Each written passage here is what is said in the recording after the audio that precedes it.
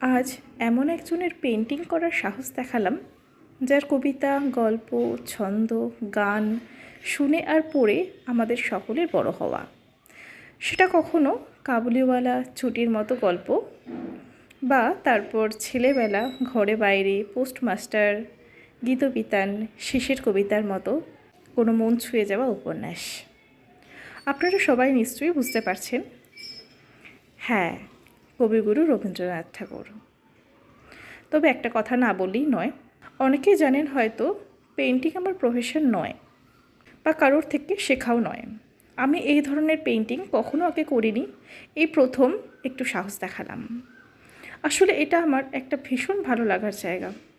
আমার ভালো লাগা, আমার মন খারাপ, আমি সবটাই ডায়েরির মতো করে আমার আঁকার মাঝে তুলে রাখি।